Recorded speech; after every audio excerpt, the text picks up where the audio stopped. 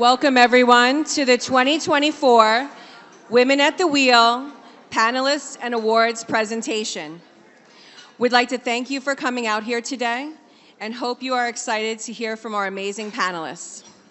My name is Nicole Radumski. I'm a First Vice President and Commercial Banking Team Leader at Valley Bank.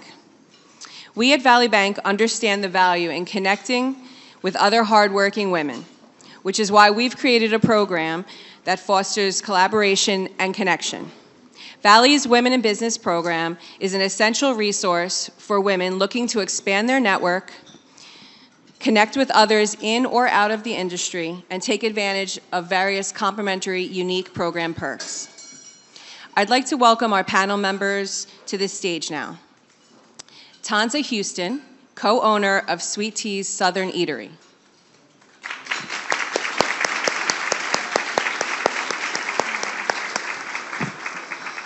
Veronica Maoli, principal of Celebrity Ford of Toms River.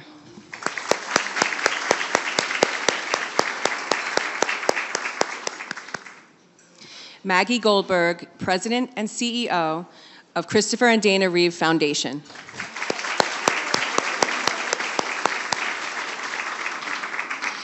Deborah Visconi, president and CEO of Bergen New Bridge Medical Center.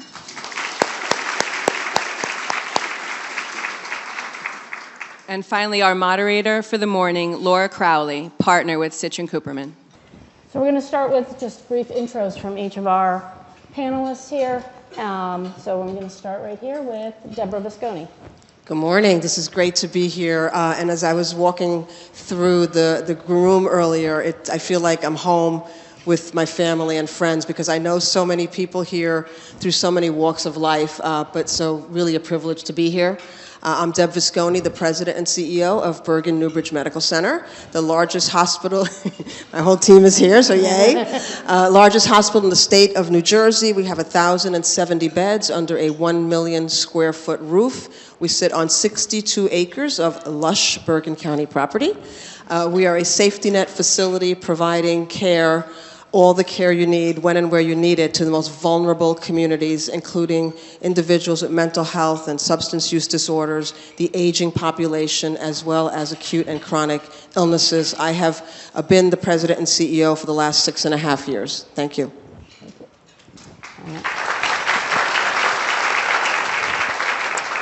Hi, everyone. I'm Maggie Goldberg. I'm president and CEO of the Christopher and Dana Reeve Foundation. Thank you very much for including me today. I'm quite honored. We are a national nonprofit organization headquartered in Short Hills, and our focus is really simple. It's today's care, tomorrow's cure. So we fund research to find treatments and cures for spinal cord injury, and we also are home to the National Paralysis Resource Center, where we help anyone faced with a diagnosis of any type of paralysis navigate their journey. And we have about 50 employees, I would say 2/3 of whom are based in New Jersey.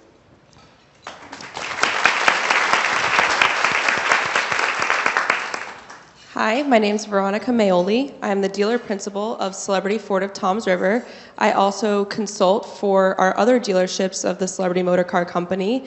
And I also am involved in real estate development and redesign. And our mission within our automotive industry dealerships are to create an experience for customers that is not your typical experience at a car dealership.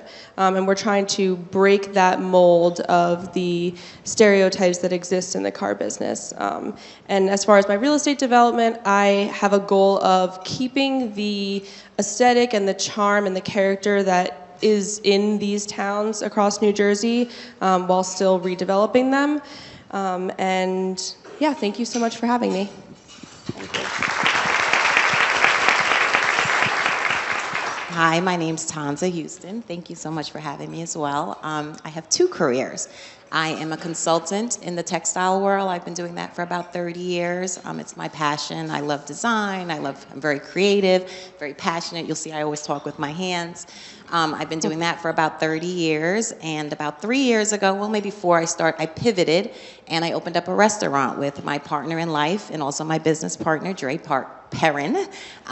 We own Sweet Tea's Southern Eatery in Montclair. We also have another location in Teaneck that we just opened less than a year ago. It's exciting. I love it. I feel like I'm an example of, I'm 52, and I started my second career very late in life. So I feel like I'm an inspiration to women that you can do whatever you want, whenever you want to do it, as long as you follow your dreams. And I'm just loving life. So thank you for having me. Thank you.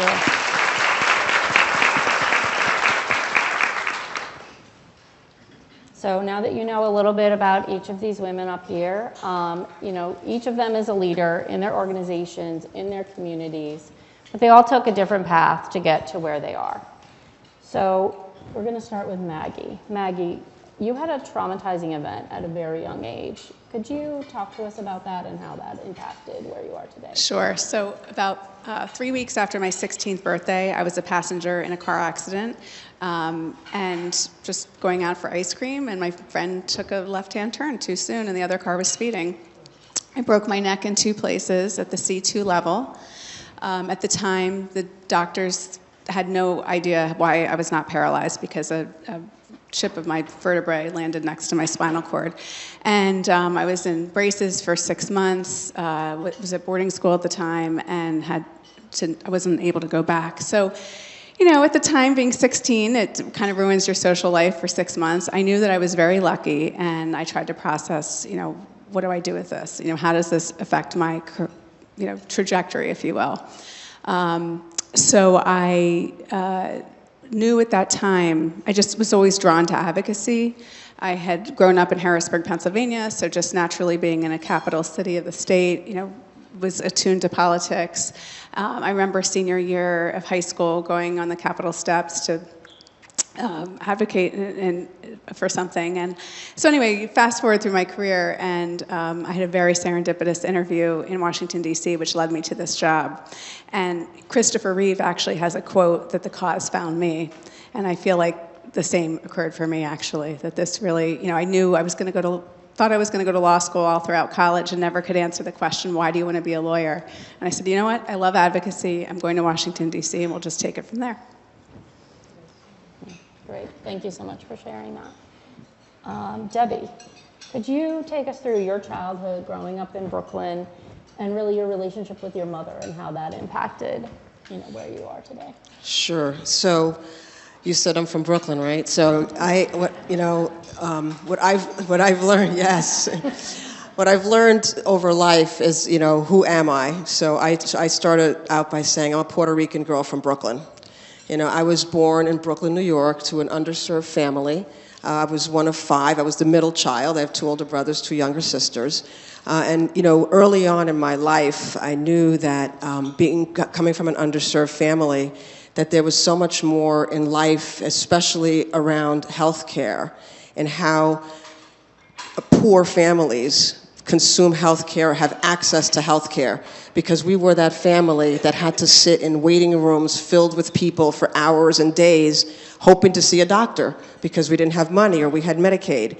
And so we lived from, waiting by the window on Thursdays for that, what we used to call the welfare check to come so that we can go grocery shopping. And so, my mother, I was the oldest of 3 girls, had always said to us, you don't want to live my life. My life is hard. You should all go to school and make something of yourselves and develop a career so you don't have to rely on anybody else to be successful. Make your own way. And that has always been what me and all my sisters have done, is made our own way and trudged forward and never stopped. We put ourselves through school. My parents didn't have money to pay for our college, so we worked and put ourselves through school. My mother wanted me to be a nurse because she thought that was one of the most noble careers for girls. And by the way, it's still a noble career for everyone. I encourage you all to become nurses if you're not one already. Nursing wasn't for me, but I'm very scientifically oriented, and so I chose the path of becoming a lab technologist. So I started my healthcare career as a lab tech, phlebotomist, and eventually got my master's degree and became a healthcare executive where I am today. So that's kind of been my path to where I am. Great. Thank you so much for sharing. Veronica, on to you. So on our call, you discussed the feeling of being in the spotlight and having to push harder to be successful as an owner in your field. Could you talk a little more about that? Yeah, absolutely. I do think that, we're here to celebrate women and women in business. So I think it is important to note that my career has been centered around, being a woman in business and being so young. I'm 26 years old, and I've experienced a lot of different dynamics within the business world. You have some corporate, being in automotive, there's a little bit of the entrepreneurial mindset, but also the corporate mindset. So you get I've had a lot of experiences where, I am the only person that's a woman in the room. I've had, especially in the automotive industry, there's a lot of, it's a male-dominated industry. And it's definitely been a challenge that I've had to learn to overcome. But for me, it's fun. I like being the person that's going to push the envelope. It's how I've been kind of my whole life. I grew up in an entrepreneurial household. My mom's a lawyer, my dad's an entrepreneur, and just that's kind of how I grew up. So for me, it's not all that crazy, but it is scary. There's been many meetings that I've walked into, and I was the only woman there. And you think about a lot of different things when you're walking into that room for the first time. Yeah. I'm sure many of you have had similar experiences, right? Thank you, Veronica. Tonza, so you highlighted in your intro that you began your career in the textile industry and then made this maybe a little bit crazy decision to open a restaurant. So could you go into a little bit more about the thought process and how you got there? The thought process. I think the thought process occurred during COVID. There was a lot of time to think. I don't know. I just love a challenge. I'm a foodie. I love to eat, so it just made sense. I've been doing textiles for so long. I love it. I'm passionate about it. I develop product. I develop home product. But there was always just like, what's going to be my next? Like, I just didn't feel like this was where I was supposed to end. And when I met my boyfriend, he's very entrepreneurial. He owns barbershops, spas. He's had 1 million businesses, and he's we're very like-minded. And I remember saying to him, during COVID, you know what, babe? I lived in West Orange. I raised my kids in West Orange, and in Montclair, there just was an absence of soul food. Soul food it's a soul food, Southern food. People love it. And how could there not be that in Montclair? So we were home during COVID just chatting. And I said, babe, I really think if we opened up a soul food restaurant in Montclair, it would be successful.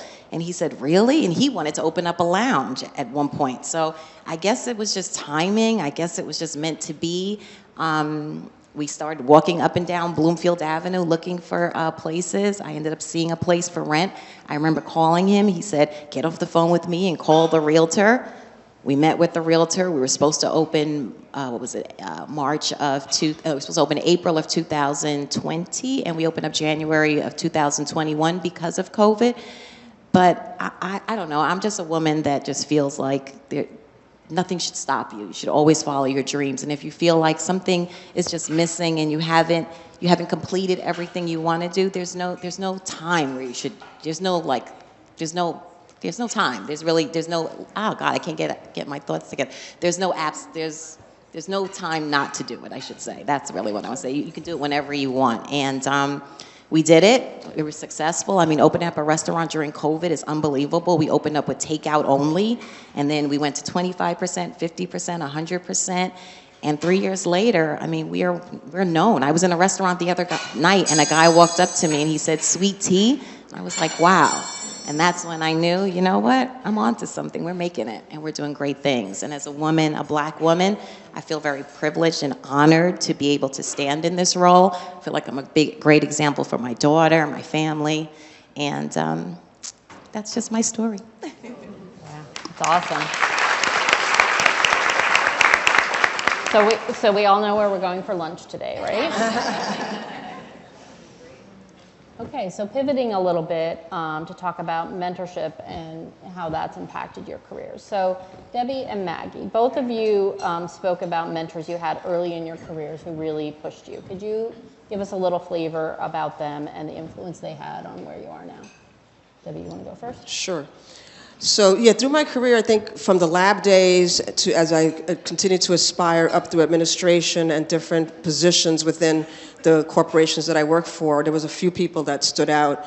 You know, I always gravitated towards strong women leaders, and in the space of hospital administration, you don't find a lot of women at the top. I mean, healthcare has a lot of women at the front lines, nurses and the allied professionals, but as you climb up the ladder, there's less and less women. So when I was younger, back in the olden days, there was even less women at the top of those ladders. So there was a couple of people, certainly during my Beth Israel days, that really influenced, you know, me as a professional and where I wanted to go. One in particular was named Gail Donovan from Beth Israel Medical Center, who then became later Continuum Health Partners, who just was an inspiration to me to see her at the top of this major corporation and what she did to get there. And I would just have meetings with her on a regular basis, and she kind of took me under her wing, knowing where I wanted to go, knowing where I was going, and knowing where I had come from. And I remember her always telling me things like, you know, you don't have to know the product. It's about who you are as a leader. You have the leadership skills. You have the ability to create relationships. You can learn your product and move up in the world. So she was definitely an inspiration. And there have always been a lot of my male colleagues have been great mentors and role models for me as well. So I think, mentorship takes a lot of different forms and meanings, especially as you move through your career. Absolutely. Thank you. And how about you, Maggie? So I think the interesting thing about mentoring or being a mentee is sometimes you really don't know it's happening. So when I graduated college, my first job was on Capitol Hill. And I thought, okay, I'm a big girl now. I've got to be Margaret instead of Maggie. I'm going to be all professional. And my boss's name was Margaret. So I'm like, okay, guess I'm sticking with Maggie. And she was, I think without realizing it, just such a true mentor. Taught me, we were in this tiny office with 3 people. You know, you hear about open space offices now, and are we still coming? She was literally over my shoulder helping me, teaching me how to write a press release, teaching me how to pitch the press, to the point where she kind of like let me learn and fail and encourage me and give me, honest feedback.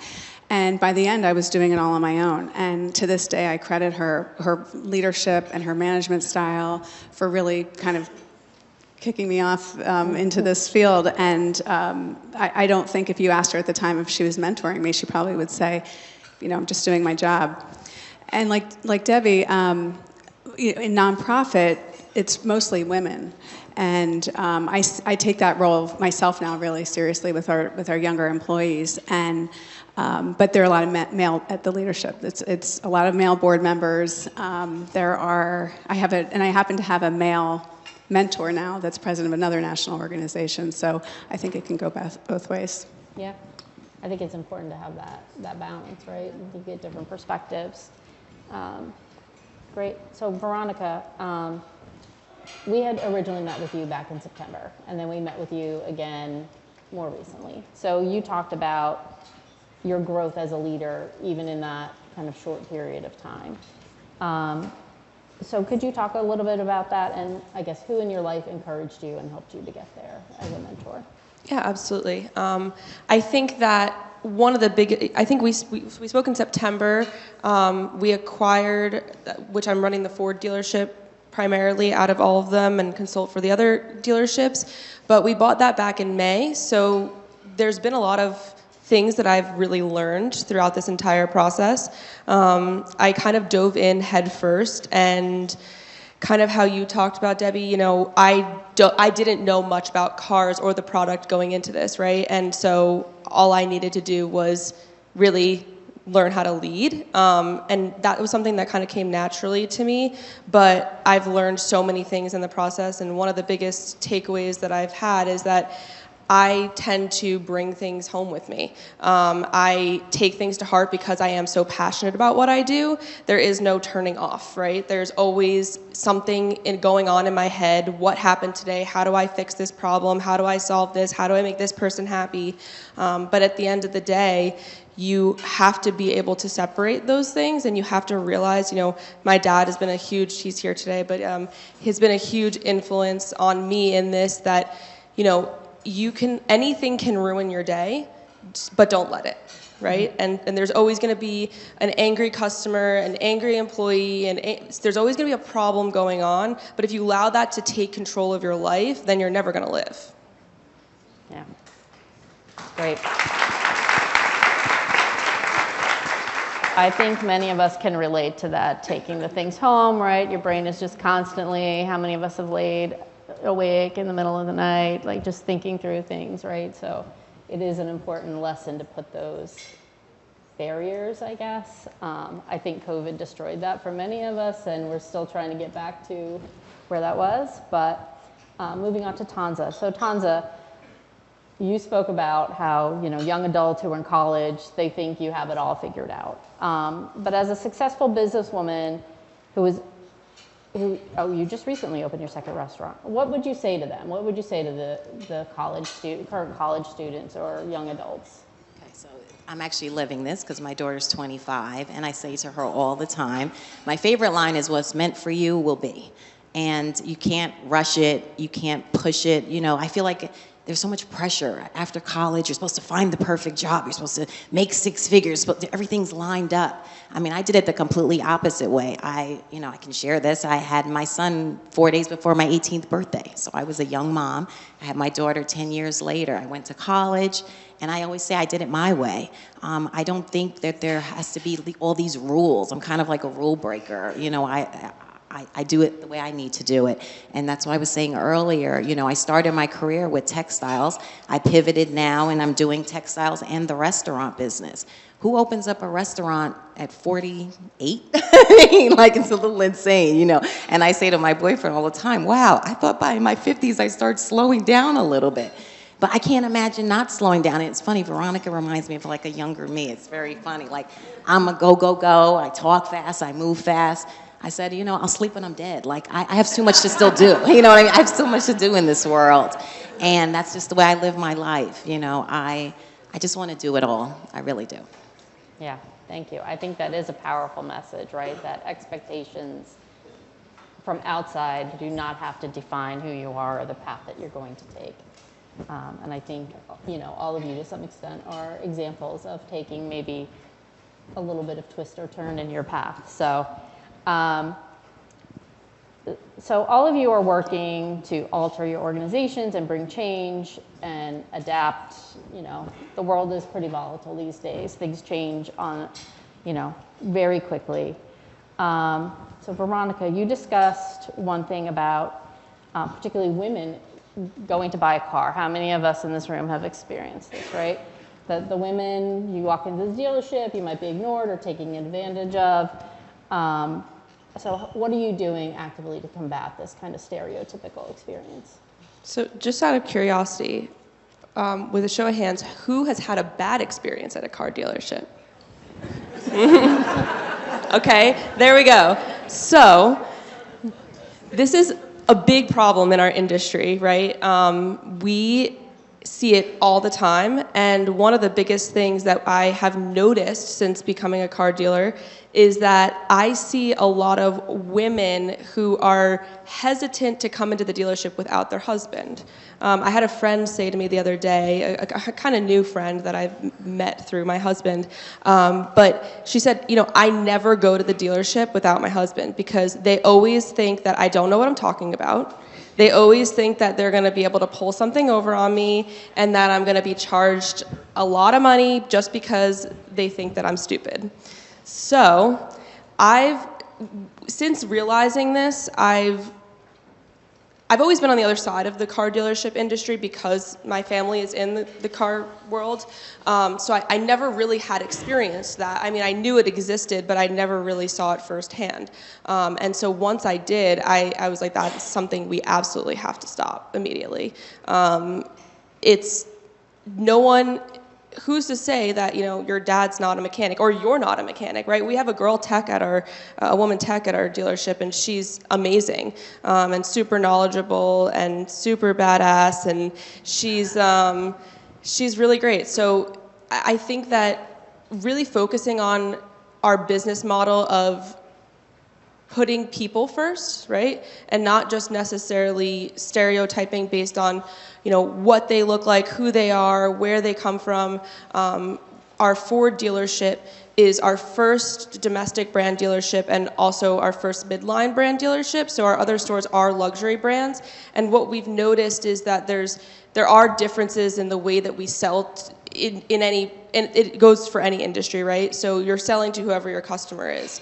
But at the end of the day, that person's a person.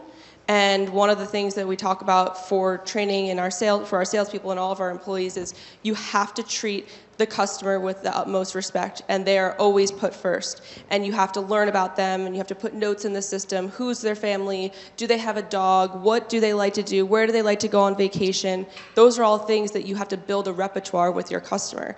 And at the end of the day, it's really about building that relationship. Great. Thank you. Yes, I would look forward to that experience. I think we all. I know. Yeah. Seriously.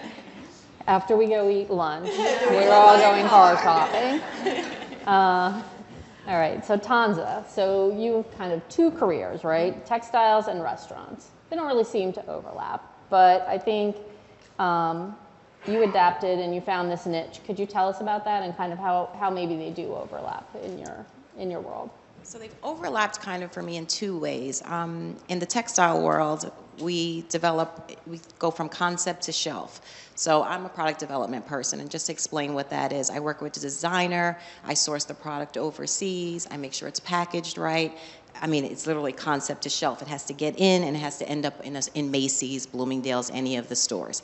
But to get the product in the stores, you have to show the product to the buyers. So you're selling the product. I could love these black pants. Oh my God, I love these black pants. The buyer could say, I hate these black pants. I have to convince her, sell it, put my passion, talk, and I'm gonna get her to buy it, and it's gonna end up in Bloomingdale's. Same thing kind of in the restaurant. I'm selling food. And there are a lot of people don't know what Southern or soul food is. What are shrimp and grits? What are grits? I'm talking about it. I'm telling them how, what it's made of. It's this, that, the other. So I'm selling it to them. So that's a little bit of a crossover. And as well as the creative side, if you ever come to our restaurant, I hope you guys all do in Montclair.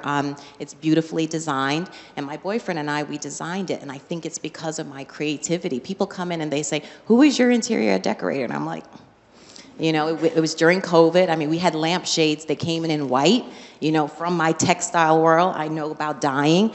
Home Goods was one of the stores, because I guess they were still essential stores that had to be open. No, actually not Home Goods. Michael's was open at that time. And I went to Michael's. I bought Rit black dye.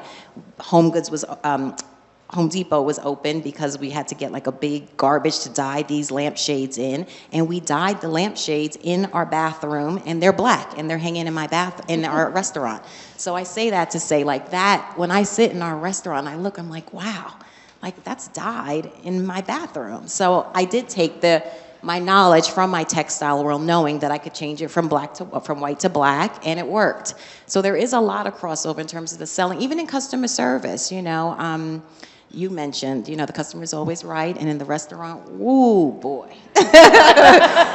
It's difficult, and people will say, these don't taste like my mom's grits. What do you say to something like that? I'm not your mom, sorry, these are our grits. But you know what? They're made with love. We use this, we use that. By the time I talk about the grits, people are like, oh my God, these are better than my mom's grits. So, there has been a lot of crossover. Yeah, great. Thank you for sharing that. Debbie, so really change came to your organization during COVID, as to many organizations, but particularly I think in the healthcare area, right? So what challenges did that bring to you, and what did you do to respond?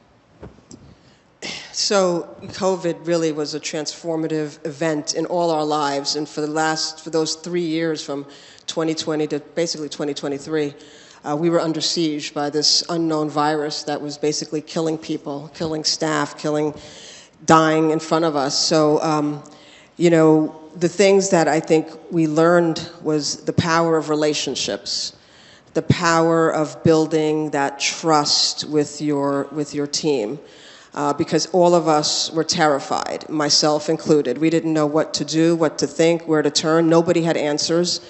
But as the leader of the organization, I had this responsibility to my team to keep them positive, to keep them coming to work. And I was there every single day at the forefront with my staff. I never missed a day. You know, many of the executive people, my colleagues, would stay home and work from home. I was on the front lines with my staff every single day. We went through things like people were afraid to touch paper or sign things with a pen because they were afraid they were going to catch the germ. There was times where we didn't have enough protective equipment. And, I mean, you know the stories that prevailed during that time. So things we've learned about the power of resilience, the power of people.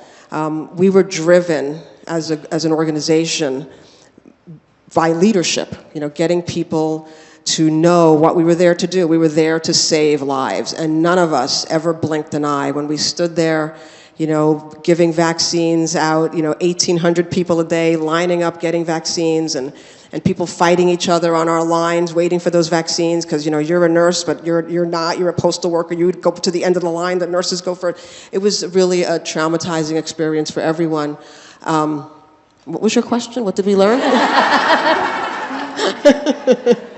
Did I answer the question? What were the challenges and how did you respond? Yeah, I think it was really leadership, communication. I would write a letter every single day to the staff at the hospital. Every single day, I would sit there and I would pen a letter to the hospital staff, giving them information, giving them positivity, shouting out different departments, thanking different people, because at the end of the day, this is all about humans, right? And we knew that we were there to save lives and to be that beacon of health and hope for our community. So thank you for that question. Yeah. Thank you. All right. So Maggie, when we met with you, you discussed the concept of ensuring that people are heard, right? And that you're hearing a wide variety of perspectives from your board of directors. So could you go into that and how that's impacting your organization? Yeah, so we have a board of directors as our governance, and they help with the finances and the fundraising of our organization. And most of our members of the board come because they have a personal connection to paralysis. And so they are very mission-driven, just like my staff, very committed, very loyal, and very opinionated. And what I have to do in my role is be a really good listener. What struck me listening to all of you is how similar, even though our industries are so different, we're all kind of customer service related, and it's all about relationships. So I want to provide an experience for a volunteer board member that they feel very fulfilled, that they continue to be motivated, and they feel like they are helping us fulfill our mission. The challenge is when someone comes to you and says, well, I have this wonderful idea, and we don't have the capacity, and it's not a priority for us. So there's a lot of negotiating, if you will, so that they feel that they're heard, that we actually explore the suggestion, we take it seriously, and then you have to navigate how to say, you know what, this is a great suggestion, and saying no has been probably the toughest part of my job. And I think over the past year I've learned, and as I've told my staff, we have to say no more often. Otherwise we can't be everything to everyone, and we have to prioritize, or we're going to do too much and never do one thing well. Yeah, that's a powerful message, right? Saying no, not always the easiest, especially, I would say. Especially with your bosses. And especially for women, I think, in a lot of ways, right? We're socialized to be people pleasers and do it all. So it's difficult. All right, so, pivoting a little bit again, this kind of goes on that theme, but some of you have mentioned that your teams are mostly made up of women, but maybe you report to men in executive leadership or boards of directors or other things. So when you're in these environments, how do you ensure your voice is heard, that you are the message is getting through? Who wants to go first? I'll start. Okay. That's always a really hard thing, being the only woman. And again, when I said before, executive leadership in hospitals, I'm most often the only woman in the room. And so for me, it's always just thinking about what I'm there representing and who I'm representing. And I get that courage to speak up and use my voice and be heard by saying, well, this isn't about me. This is about all of the 2,300 people that work for me and the communities that we serve. And I get that courage to speak and be heard by just thinking, out of body experience in some ways. And there's also a lot of emotional intelligence that comes around being able to use your voice and be heard, because when you're in a room full of others, they like to talk a lot. And I'm a woman of little words. Like, I just want to say what I have to say and make it relevant and make it meaningful. Get in, say what you have to say, and give other people a chance to speak. But to me, it's really finding that inner courage and strength from the people that you serve. I think for me, one of the interesting challenges of leading a nonprofit organization is that your bosses, i.e. the chairman of the board or the vice chair, most likely have not had your job. So you're reporting to someone or a group of people who really have never worked in your industry. And they maybe haven't managed people. Maybe they haven't raised money. So I'm in a situation where I report to mostly men, none of whom have this experience, and I have to remember every time I interact with them, I am the expert. My staff is the expert, and I'm representing. We know this best, and I think, unfortunately, for better or for worse, being a woman, I know for myself, I'm very conscious of my voice. You know, if I'm angry, is it coming across as hysterical? Like, these are all the things that we have to deal with that, you know, I hope that the next generation doesn't feel that way, but it's something I'm very aware of. Kind of going off of that, you know, I'm very conscious of how I present myself in a room. Most of the time, if you walk into a presentation or a meeting, there's a couple of things that people notice about you, right? They notice your gender, your race, what you look like, what you're wearing. I am very conscious about what I wear, especially when I'm going to meetings that I know are going to be all men, which is sad, but I primarily wear pants. I don't generally wear dresses because I don't want to have to think about, is it a little bit too short? Is it a little bit too tight? Are my heels a little bit too high? Those are all things that I think about every time I get dressed every single day. And I guarantee you that most men in this room do not have to think about that. Unless you ate a little too much. But then maybe your pants are too tight. But you really don't have to think that much when you get up in the morning, and it's a constant thought process. I am conscious of the tone of voice that I use. Like you said, I don't ever want to seem too aggressive. I don't ever want to seem not aggressive enough, because then people are going to walk all over you. There's finding that fine line and that balance between, you know, what you want your presence to be. But ultimately, I think that I try to walk into a room and I try to almost not allow them not to notice my presence, but at the same time, I don't need to say every word. Like you were saying, you know, say the words that are important, say the words that are you don't have to speak a lot to speak loudly. Great. How about you, Tonza? Definitely, Veronica, I feel like you're like a little mini me.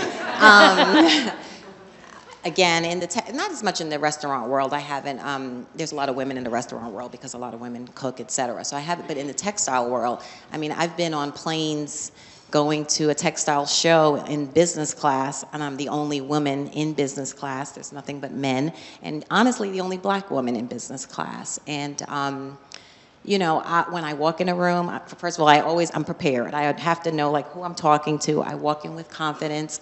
I speak with confidence.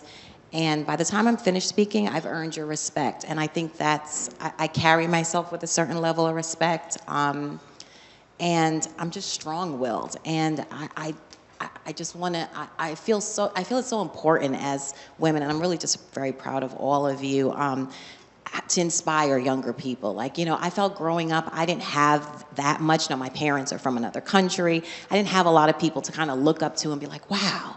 And especially women. So to be in this room with all of these women, and you guys are doing all such great things, it's just so important. And I just say to everyone here, just walk your path. You know, walk your path. Don't let anything stop you. You know, we're women, but, you know, as Beyonce says, who runs the world? Girls. That's what we do. They can't do it without us, you know? So that's basically how I get through life. Great. Thank you. All right, so this is the last question before we get to any of your questions. So if you have questions, get ready. So what advice would you give to the next generation of women leaders? Who wants to go first? I just won't kick it. Keep it going. Somebody who doesn't like talk about I don't like you. to. Yeah, hard to believe, isn't it? I hate public speaking, by the way. Terrified of it, just to say. You hide behind. What would I would tell my daughter this, who's 26 years old. See, you're mini all of us. Don't underestimate the power of relationships. Cherish relationships.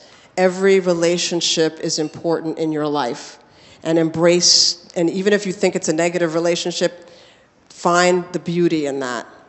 So for me, it's all about relationships, and however that you define that, whether it's personal or professional or groups, every relationship is incredibly valuable and important, and just respect it and nurture relationships.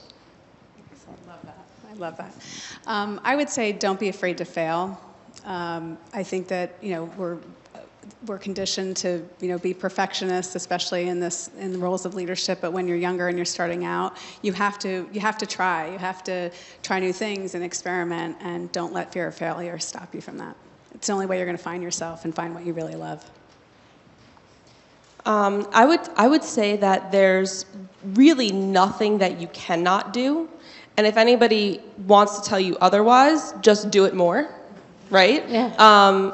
I've had so many people in my life tell me that I, wasn't going to ever make it. I was just going to follow in my dad's footsteps, and I would just ride his coattail, and all that good stuff that comes with being in a family business. And they're not where I am. They're a lot of my friends are still out partying in New York City and living their life, but there's nothing wrong with. But they have a different idea of what life and what success and what that really means for them. And ultimately, don't allow other people's jealousy to bring you down. That's one of the biggest things that I've learned being so young and being in business. People are going to have negative things to say about you all the time. They'll say it to your face, they'll say it behind your back, but at the end of the day, you just have to keep moving forward. Kind of just stepping up, saying what these guys said. It's really about never accepting the word no. I love a good challenge. Also, I always say to my daughter, surround yourself around like-minded people. I actually think that's another important thing. I'm a sponge. I like to talk, but I like to also just sit back and listen and just sponge information from people. Take in the information and then take it to do what you need to do with it. There's no time. You don't have to do this by this year and this by this year. I feel, especially with my daughter, she's finding her way in her career. I feel like there's so much pressure to do this by this point. Do this, do this, do this, do this. And I am a perfectionist, so I definitely project that onto her. And you do it on your time. Do what you need to do. Follow your dream. And if it's not working and you fail, jump back up and go the other way. There's so much to do. Life, there's no road. There's no perfect road. Go this way, go this way, go this way, go this way. But just keep going. And that's how I've lived. Great. Well, thank you so much, all of you.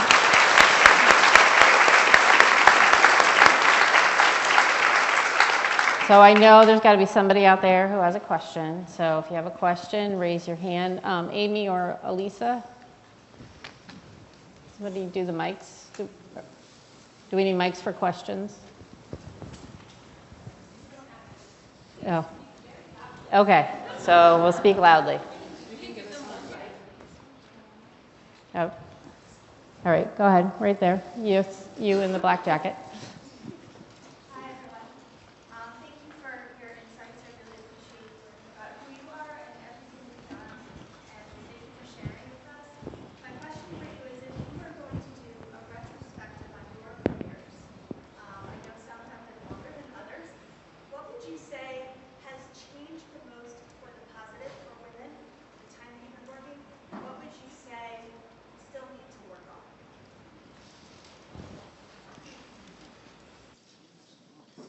Very thought-provoking.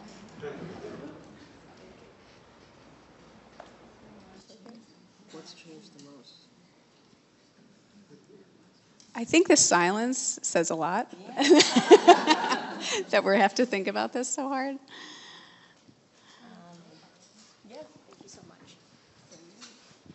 What's changed the most? I think it's recognition. I think it's opening doors, the mentorship, women lifting each other up and not being afraid to lift each other up.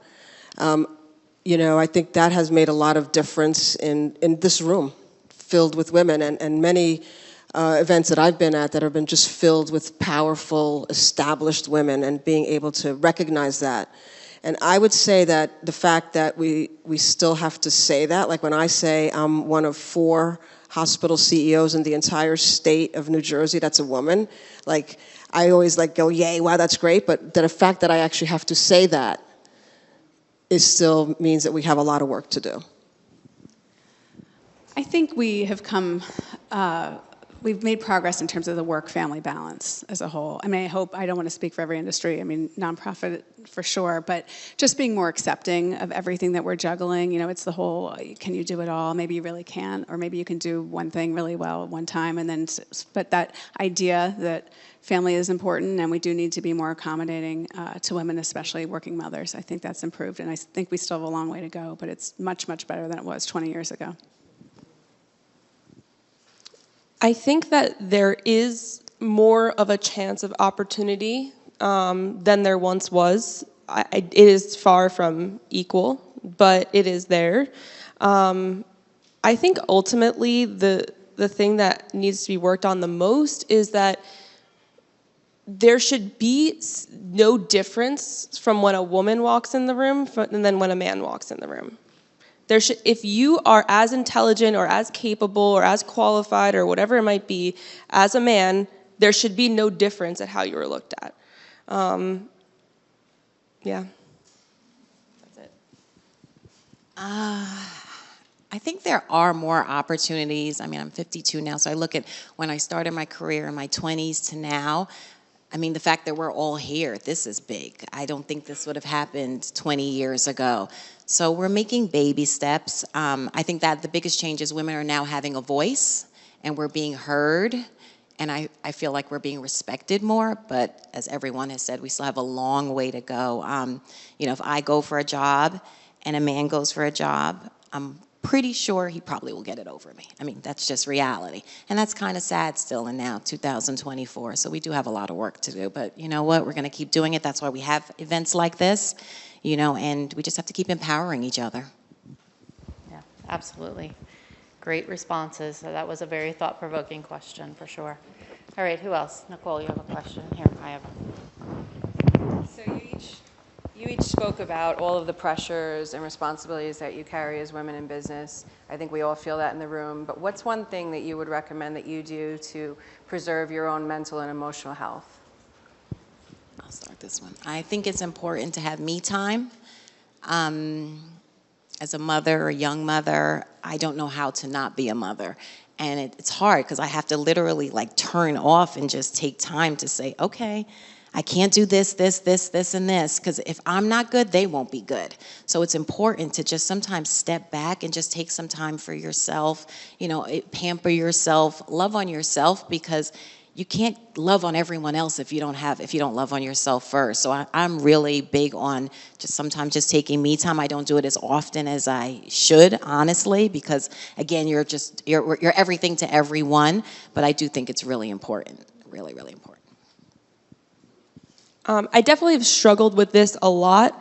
I think we all have, but I think the thing that I've focused on is really giving myself time to disconnect. I will literally put my phone in another room and I will consciously be spending time with my husband or my family, or if I'm on vacation with my family, I'm consciously doing that and putting boundaries in place. Because I do work with my dad, there's a lot of times where he'll call me or I'll call him at 10 o'clock at night because we have a thought about something. And I've learned that I have to put a boundary in place for myself and say, okay, that's great, we'll talk about it tomorrow. right? Because I have mentally tried so hard to shut off for the night, and it's an active process. It's not something I can do easily. So I've worked hard to shut my brain off from work and try to actually disconnect, and now one of us has either sparked a conversation about something, and I try not to let that spiral into an hour-long conversation about work at 10 o'clock at night. And another thing I think that is just important is I realized that I never take a lunch for myself. So I'm constantly eating and working. And so I just take like 15 minutes and eat your lunch. That's like something little you could do for yourself in a day, right? Most of our employees get their lunch breaks. I'm going to take that advice. For me, I think I just figured it out in the past couple of years, and it was devoting an hour a day to myself. So for me, that's exercise. I've had a love-hate relationship with exercise my entire life, and in the past couple of years, I've learned to love it because it's my stress reliever, and I've noticed that if I don't exercise, I feel bad about myself. So I actually, my employees can tell you, I come to the office late because that is my number one priority, and I will not be myself if I don't get that in. But I also want some fun. So it might be just picking up the phone and calling a girlfriend, or when my kids are home, we're just silly in the kitchen and laughing, and that's what I need to rejuvenate. I'm going to take all of your advice because I do none of that. But I think what I've learned over the last couple of years is to give back to myself the way I give to other people. And so just as a work example, like I allow people at work to do a work from home day whenever they want. And I never do that for myself. I feel so guilty working from home when of all the people that could work from home is probably me because the place runs without me, right? But now I've allowed myself on occasion to do a work from home, but only on sunny beach days. Because I like the beach. And the other thing I highly recommend is kitchen dancing. That is so much fun and is such a stress reliever, and nobody knows what you're doing. Except for, do you think that Siri actually watches you kitchen? Great, thank you all for those answers. Who else has a question? We have time for 2 more questions. I got one right here. Good morning, everyone. I'm Beverly Williams. I'm a partner at Wong Fleming in Princeton, New Jersey. I have so enjoyed hearing from you, and I hope that you're going to share. Is that a record? Are you being recorded? Yes. Young people, young women need to hear from you. They need to hear what we've heard here today. There are people, young people, even older women, who feel like they don't have choices, and we do. We all have choices, but we need encouragement. We need to hear from people who have had a different path. I went to Atlantic City. I'm an author, and I've written a career advice book because I've had a very eclectic employment journey. And the young people there that I spoke to are thirsty for what to do. Do they have to know what they want to be when they grow up? I mean, they're in 9th, 10th, 11th grade. They're uncertain. There's so much that you can give these people, these young people, these people generally. I hope that you share it. Thank you. Absolutely. Love to do that. Thank you so much. One last question. Where are we at? Oh, all the way in the front. This is my daily exercise. I got to run through the room in heels. Excuse me. Can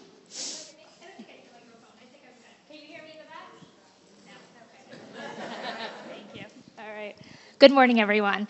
I'm Natalia with Big Brothers Big Sisters. I see some of our bigs and supporters in the room, so hello to you all. I want to just ask a few questions. So I am a woman in leadership within our organization. A few years in, we are fortunate that in the nonprofit sector, majority of our team is female, including our leadership team, like my colleague Viv. But there's still challenges. I think one of my biggest challenges is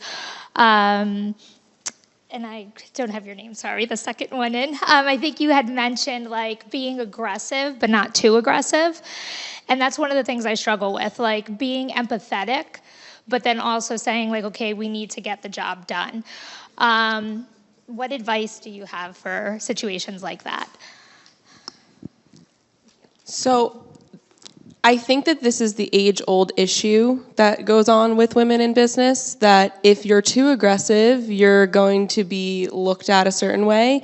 And if you're not aggressive enough, you're going to just be too relaxed and people are going to just be able to do whatever they want type of thing.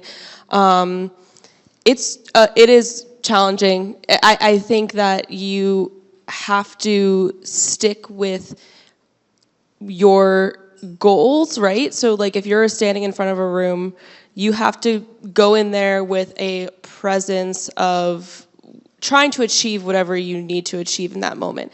And I think that I've also learned to tailor my approach with different people. If there's somebody that I know is not keen on me being a woman, a boss, their boss, and being younger than them, I will tailor the way that I talk to them. Because at the end of the day, I am running a business. I do need to get things done. And unfortunately, it's my job as a boss, whether you're a male or female, is to get to know each and every employee. The reason why I said unfortunately is because I think that sometimes we wind up tailoring ourselves to our employees too much, right? There is a balance of being able to speak to employees with empathy, but also having them respect you at the same time. But I don't talk to one employee the way I talk to another. I don't talk to and have conversations with my dad the same way I have conversations with our COO. Every single person is different. So learning different people's communication style is also really important. So I would look into, I'm a big fan of like the 5 love languages, which is a weird thing that to apply to business if people think about it, but it really is just how people communicate, right? So if there's somebody that I know really enjoys their morning coffee, right? And I know that they're really not keen on me being their boss and being a woman, I try to be a little bit softer in that instance to try to, and maybe I ask them if they want a cup of coffee that morning. Little things that that people appreciate. I think that goes for anybody, whether it's a woman or a man in the industry. They actually have a work counterpart to the 5 love languages. Oh, interesting. Joke around and say, I'm not sure if like certain things are HR appropriate, but they have a workplace version. Oh, cool. That's good to know. Thank you. Any other guest advice or suggestions? Does anyone else want to take that question? Sorry, I talked a lot. Yeah, I was about to say, what she said really does make sense, knowing your audience. You address people differently, and that's really the only way to kind of survive, honestly, male or female. All right, great. Thank you all for the excellent questions and for your attention. And we just, to follow up here, we just want to present an award to each of these amazing women leaders and thank them for being here and give you something to display proudly on your desk. So, we're really happy that you all could be here, and, thank you all so much for sharing your insights and your stories and your journeys. I think it's so empowering to hear, the success that women have achieved and the ways they have done it, everyone taking a different path to get to where they are. So, on behalf of Citrin Cooperman and Valley Bank, thank you all for being here this morning, and please take some more time to get to know everyone at your tables and everyone in the room. Have some networking. I think there's still some coffee if you need that, and thank you so much.